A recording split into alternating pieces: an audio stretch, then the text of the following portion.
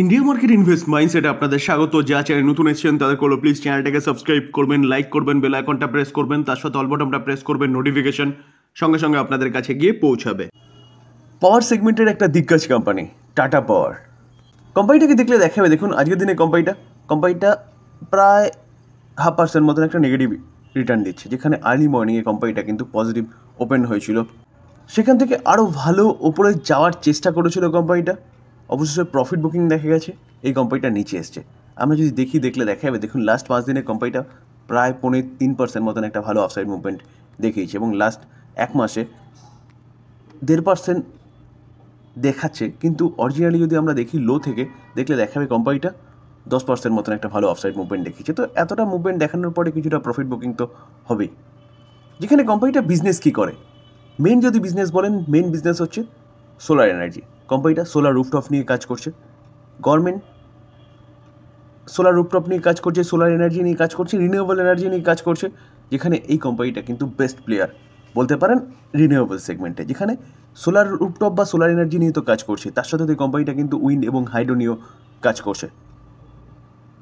তো energy portion গেল, তার সাথে এই কোম্পানিটা কিন্তু বলতে পারেন যে চার্জিং স্টেশন নিয়ে কাজ করছে, যেখানে ইলেকট্রিক ভেহিকেলসের কথা বলছে গভর্নমেন্ট, যে 2030-এর মধ্যে 30% আমাদের ভারতে চলবে। তো যদি 30% এই টার্গেটটাকে অ্যাচিভ করতে হয় 2030-এর মধ্যে, তাহলে কিন্তু ব্যাপক পরিমাণে চার্জিং স্টেশনের দরকার হবে। চার্জিং স্টেশনের ইনফ্রাস্ট্রাকচার না থাকলে ইলেকট্রিক ভেহিকেলসের গাড়িগুলো কিন্তু মার্কেটে আসবে না। তো সেই অনুযায়ী কোম্পানি যথেষ্ট ভালো কাজ করছে। হেভি রিসেন্ট কোম্পানিটা মার্কেটের মধ্যে গিরাওয়াট দেখা গেছিলো, কোম্পানিটা 494 থেকে অনেকটা নিচে চলে এসছে এবং ট্রেড করছে কত 389। তো এই কোম্পানিটাকে নিয়ে আজকে একটা ভালো নিউজ পাওয়া যাচ্ছে।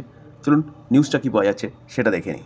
যেখানে টাটা পাওয়ার সাইন করেছে কার সাথে, পিপিএ, অর্থাৎ landmark PPA with Tata motors, কত 131 হাইব্রিড প্রজেক্টকে নিয়ে 131 মেগাওয়াট। যেখানে এই আর্টিকেল দেখলে দেখাবে টাটা পাওয়ার কোম্পানি অ্যানাউন্সমেন্ট করেছে তার সাবসিডিয়ারি অর্থাৎ Tata power renewable energy sign করেছে landmark power purchase agreement with Tata motors to কত 131 মেগাওয়াট উইন্ড এবং solar hybrid renewable energy project. যেটা একটু আগে বলছিলাম যে সোলার এনার্জির সাথে কিন্তু কোম্পানিটা উইন্ড এবং হাইড্রো নিয়েও কাজ করছে। দেখুন, the hybrid system will supply clean energy to Tata motor 6 manufacturing facility located কোথায়, মহারাষ্ট্র এবং গুজরাট। যেখানে জিরো কার্বনের কথা বলছে, সেই অনুযায়ী কিন্তু টাটা মোটর জিরো কার্বনের কথা ভাবছে, এবং তাই জন্যেই কোম্পানিটা কিন্তু টাটা পাওয়ারের সাথে কাজ শুরু করেছে। যেখানে টাটা মোটরও টার্গেট রেখেছে 100% রিনিউয়েবল ইলেকট্রিসিটি নিয়ে কাজ করবে তারা, কত 2030-এর মধ্যে। তো ঘরের থেকে হলো এটা কিন্তু একটা ভালো অর্ডার বলতে পারেন টাটা পাওয়ারের জন্য, যেখানে টাটা পাওয়ারের বিজনেস বাড়বে। স্যার, টাটা পাওয়ারের সাথে সাথে এসজিভিএন, যে কোম্পানিটা হাইড্রো এনার্জি নিয়ে কাজ করে, দেখুন আজকের দিনে দেখলে দেখা যাবে 3.5% মতন একটা ভালো আফসাইড মুভমেন্ট দেখিয়েছে। যেখানে লাস্ট 5 বছরে দেখলে দেখা যাবে কোম্পানিটা 377% রিটার্ন দিয়েছে। লাস্ট 5 বছরের রিটার্নটা কিন্তু 5 বছরে নয়, 1.5 থেকে 2 বছরের মধ্যে এসেছিল, এবং হাই থেকে অনেকটা কারেকশান হয়েছে এই কোম্পানিটাও। শুধু স্যার এসজিভিএন নয়, এনএইচপিসি এই কোম্পানিটাকেও দেখলে দেখা যাবে, দেখুন আজকের দিনে এই কোম্পানিটা 2.5%-এর উপরে এখনও পর্যন্ত একটা ভালো মুভমেন্ট দেখাচ্ছে। এনএইচপিসি এই কোম্পানিটাকেও দেখলে দেখাবে, যে কোম্পানিটা হাইড্রো এনার্জি নিয়ে কাজ করে, কোম্পানিটা লাস্ট 5 বছরে 334% রিটার্ন দিচ্ছে। তো এতটা ভালো রিটার্ন দেওয়ার পরে কোম্পানিটার মধ্যেও কিন্তু একটা ভালো প্রফিট বুকিং দেখা গেছে। অরিজিনালি যদি দেখলে দেখাবে, দেখুন কোম্পানিটা কোনো এক সময় কিন্তু 400-450% মতন একটা রিটার্ন জেনারেট করে দিয়েছিল, তার থেকে অনেকটাই প্রফিট বুকিং হয়েছে, কারণ হেভি রিসেন্ট মার্কেট কিন্তু পড়েছে।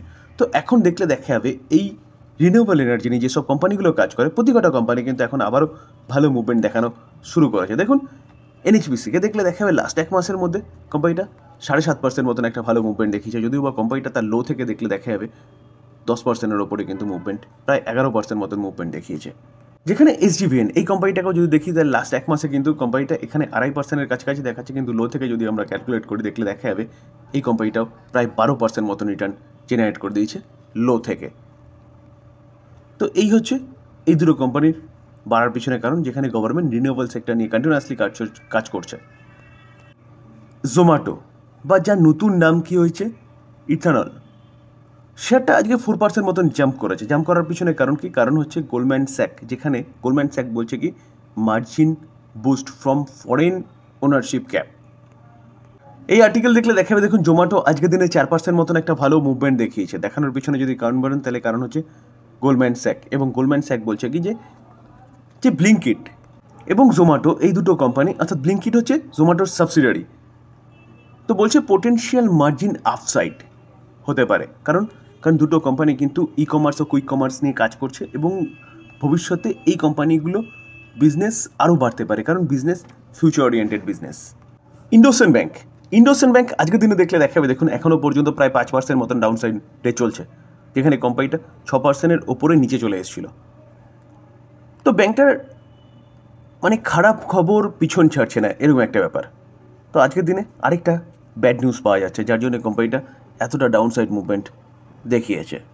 দেখুন এই আর্টিকেল দেখলে দেখাবে, ইন্ডোসিন ব্যাংক শেয়ার আজকে 6% মতন ফল করেছে on report of second audit into micro finance interest discrepancy, যেখানে ব্যাংকটা কি করেছে, সেকেন্ড ফরেন্সিক অডিট কন্ডাক্ট করেছে মাইক্রো ফাইন্যান্স সেক্টরটাকে নিয়ে। তো সেখানে দেখলে দেখা যাচ্ছে বলছে কত 600 করোড়ের একটা আবারও গন্ডগোল দেখা যাচ্ছে বা ধরা পড়েছে। কিসের জন্য, কি নিয়ে, interest income from the bank micro finance portfolio. তো স্যার এইভাবে দেখলে দেখা যাবে ব্যাংকটার কিন্তু একের পর এক খারাপ নিউজই আসছে, অর্থাৎ খারাপ নিউজ পিছনে ছাড়ছে না, যার জন্য কিছুটা কামব্যাক করার পরেও আজকের দিনে কোম্পানিটা প্রায় 5% মতন এখনও পর্যন্ত ডাউন সাইড মুভমেন্ট দেখাচ্ছে।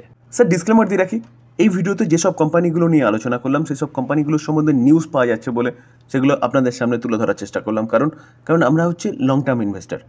তো লং টার্ম ইনভেস্টমেন্টের ক্ষেত্রে আমাদের পোর্টফোলিওতে যেসব কোম্পানিগুলো আছে সেসব কোম্পানিগুলোর সম্বন্ধে কি নিউজ পাওয়া যাচ্ছে সেগুলো জানা কিন্তু আমাদের অবশ্যই দরকার, তার জন্যই এই নিউজগুলো নিয়ে আলোচনা। তো এই আলোচনাকে কেউ বাই রেকমেন্ডেশন হিসেবে নেবেন না।